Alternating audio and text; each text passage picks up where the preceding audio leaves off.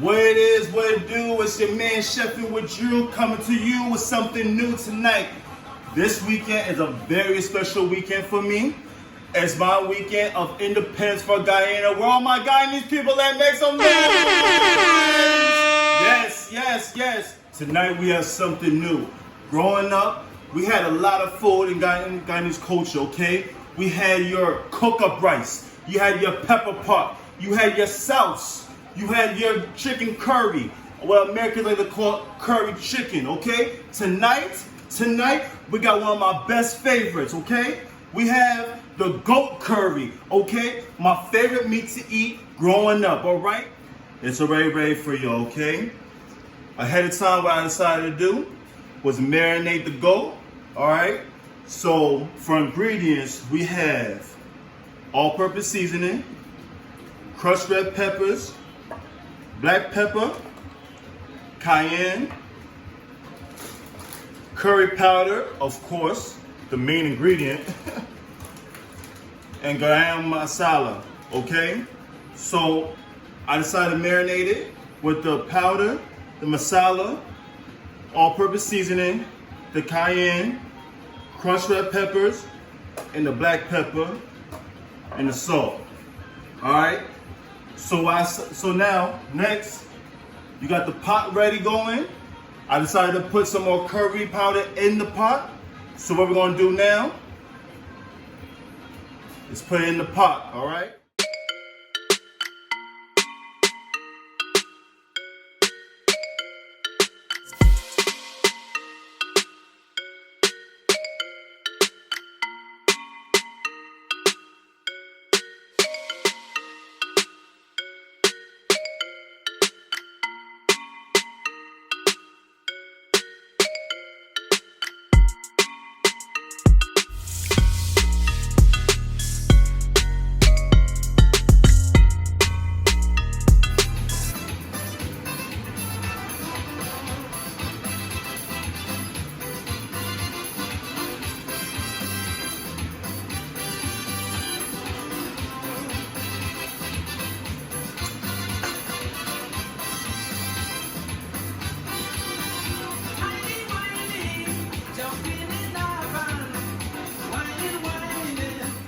Alright, next, after you add in the ingredients, let it settle for 10 minutes, let the meat get some browning, and then you're just gonna stir it up, stir up.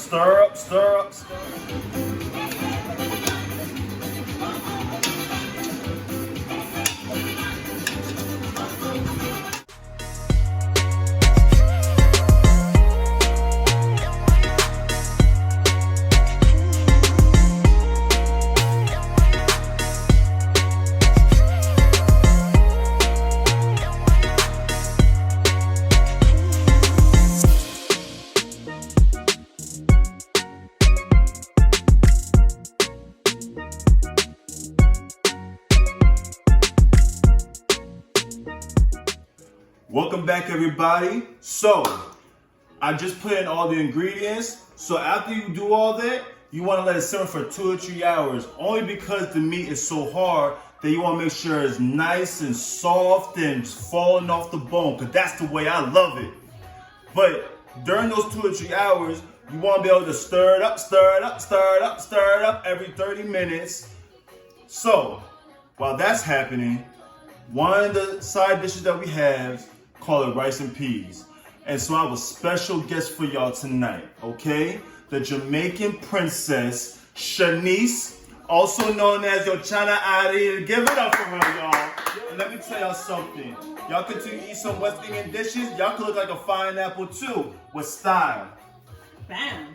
All right. Thank you for the wonderful introduction. Thank you for coming here. No problem. I see you have all the stuff ready to go, so yes, please show our viewers how do we make this rice and peas. All right, sounds good. So hello everyone. Of course, for rice and peas, you're going to need rice. Okay, so we like to use the long grain white rice. So that's what I have in this bowl. I already washed it off. Make sure you wash your rice. Get rid of that initial dust from when they package it and everything, all right? Clean your rice. Next, you're gonna need the dark red kidney beans. I use the canned version because it's more beginner friendly. It's softer already since it was sitting in liquid. And so you don't have to cook it as long in the pot first, right? So we have that. Then we have the coconut milk. Make sure you have that coconut milk. It's necessary, all right? Let me tell y'all something. In the West Indies, everything coconut. Everything coconut. Get that in your head. Yup. Right. Thank you. Next, we have butter. You're going to need that to put in your rice, of course. And then also pink Himalayan sea salt. So you definitely want to use Himalayan sea salt. It's good for your heart, it's good for your body, and it gives you all the minerals you need. So make sure you consume that pink Himalayan sea salt, all right? That's why it shows like a fine apple. All right, you already know. Okay, so first thing you do is pour these kidney beans into the pot. And I already have them in my pot, so you're gonna go ahead and do that. All right, so now we're going to go ahead and pour the coconut milk as well.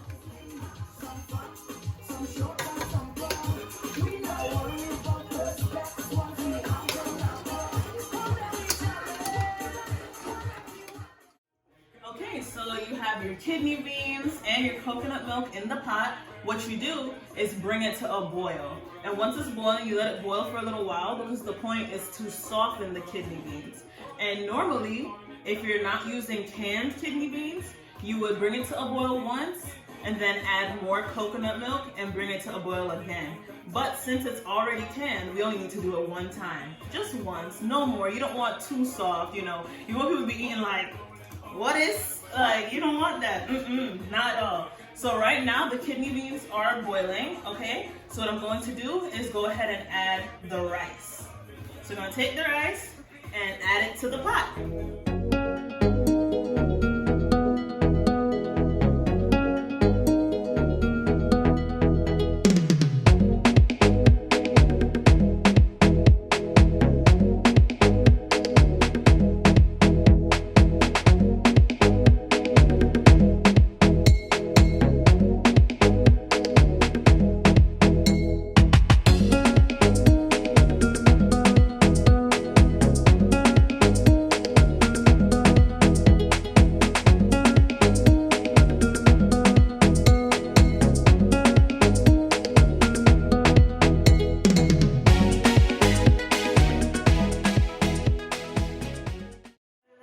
That's it. You mix it up and then you bring it to a boil again.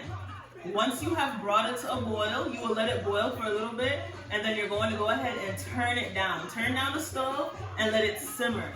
So we like to steam our rice. So make sure you get pot cover, foil, and you just cover the pot cover with the foil. And then once you do that, you go ahead and place it on top of your pot. And that's it. 2 hours later. So it's been about 2 hours now, and what I'm about to do is add the potatoes. Usually you add them in 20 minutes before finish stewing, just so it can thicken up the gravy and just add it within the mixture.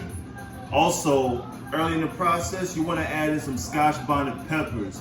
Now, if you're in an area where you can't find a whole pepper, just go to the grocery store and get you the hot pepper sauce. Plain and simple. Just like that.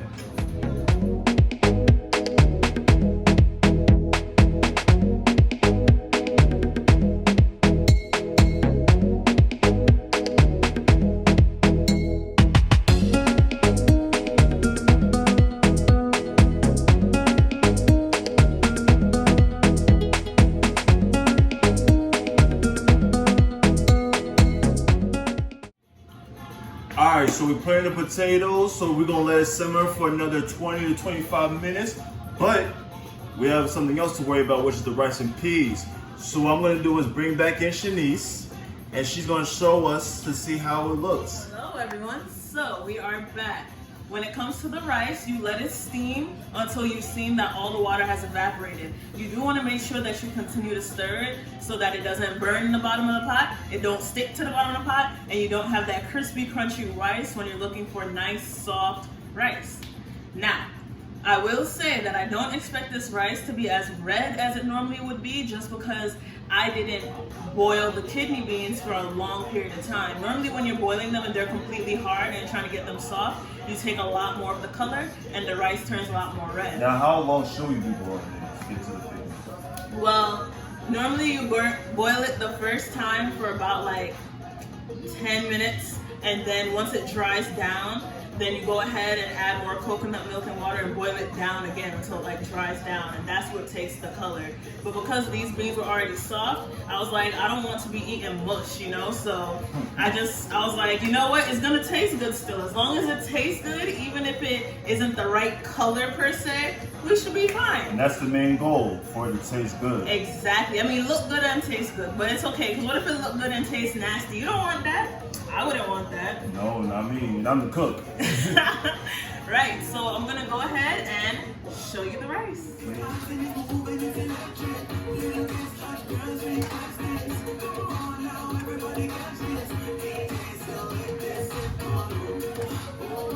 Now, for the final side dish, fried plantain. We going real Caribbean. Let's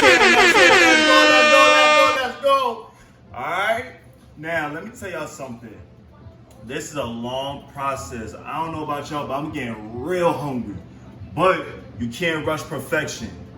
So, for those who want to attempt this dish, make sure when you're marinating the meat, you can do it overnight or 30 to 45 minutes prior to starting the creation. But for today, we did 30 to 45 minutes. But it doesn't take away from the fact that it's still a long process. And like I said, you cannot rush perfection. I'm trying to give you the authenticity of this dish from the culture. You know how people be saying for the culture? Well, this is for my culture, okay? All right? Let's do this. All right, let's check to see if this is done, because I'm starting to get hungry. I don't know about y'all.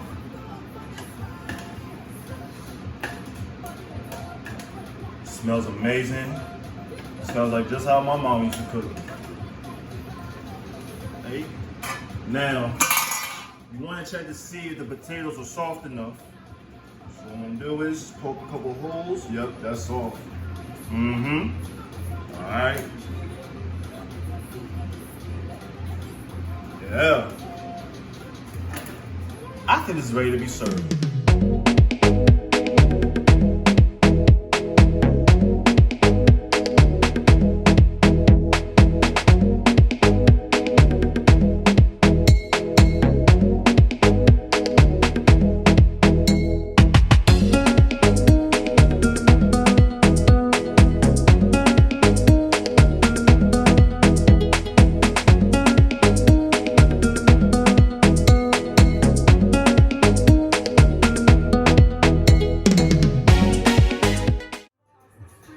And there you have it, the authentic goat curry, aka curry goat.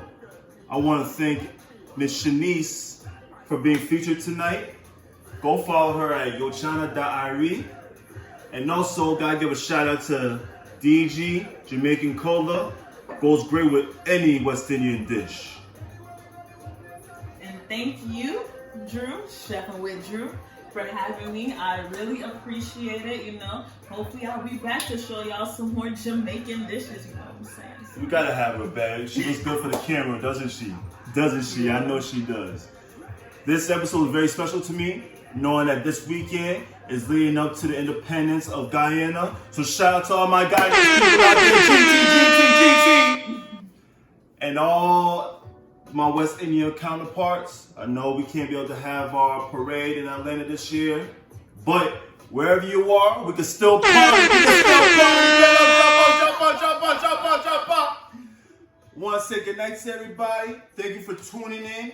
And you know how it is. Hot stuff coming through, and I ain't talking about the food. Good night, y'all.